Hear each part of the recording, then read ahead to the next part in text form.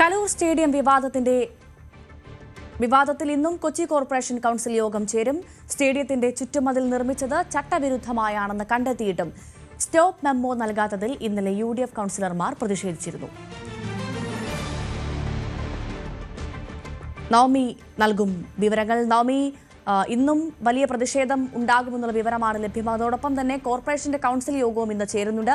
യോഗത്തിൽ എന്തായിരിക്കും പ്രധാനമായി ചർച്ചയാവുക? അതോടൊപ്പം തന്നെ പ്രതിഷേധത്തിന് എത്രമാത്രം സാധ്യതയുണ്ട്? ഭവ്യ, എന്തായാലും കോർപ്പറേഷൻ കൌൺസിൽ യോഗത്തിൽ വലിയ പ്രതിഷേധം ഉണ്ടാകുമെന്ന് തന്നെയാണ് പ്രതീക്ഷിക്കുന്നത്. കാരണം ഇന്നലെയും വലിയ ഒരു പ്രത്യാരോപണങ്ങൾ നമ്മൾ കണ്ടതാണ്. പ്രതിപക്ഷം പ്രധാനമായും ഉയർത്തുന്നത് ഈ ചുറ്റുമതിൽ കെട്ടുന്നതിൽ വലിയ നിയമലംഘനം ഉണ്ടെന്ന് കണ്ടെത്തിയിട്ടും എന്തുകൊണ്ടാണ് സ്റ്റോപ്പ് മെമ്മോ കോർപ്പറേഷൻ നൽകാൻ വൈകുന്നത് എന്നൊരു ചോദ്യമാണ് ബാക്കിയാകുന്നത്. കാരണം ഈ നേരത്തെ തന്നെ ഇവർ ഉന്നയിച്ചിരുന്ന ആരോപണം ഈ GCDA കരാർ നൽകിയതിൽ പോലും വലിയ വീഴ്ചയുണ്ടായിരുന്നു. എന്നിട്ടും എന്തുകൊണ്ടാണ് കോർപ്പറേഷൻ ഇത്തരത്തിലൊരു വലിയ വീഴ്ചകൾ ഉണ്ടായെന്ന് അറിഞ്ഞിട്ടും വേണ്ട നടപടികളൊന്നും സ്വീകരിക്കാത്തത് എന്നൊരു ചോദ്യം നേരത്തെ തന്നെ ഉയരുകയും ചെയ്തിരുന്നു.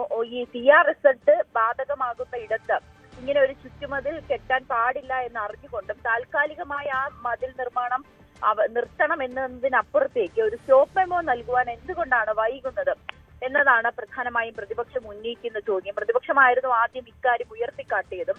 എന്നാലും വലിയ ആരോപണങ്ങൾക്കും പ്രതിഷേധങ്ങൾക്കും ഇന്നും കോർപ്പറേഷനിൽ ഉണ്ടാകുമെന്ന് തന്നെയാണ് ലഭിക്കുന്ന വിവരവും. ഇന്നലെ വലിയ പ്രതിഷേധവും മേയർക്കെതിരെ നിരവധി ചോദ്യങ്ങളും പ്രതിപക്ഷം ഉയർത്തുകയും ചെയ്തിരുന്നു. നവമിയാണ് വിവരങ്ങൾ നൽകിയത്.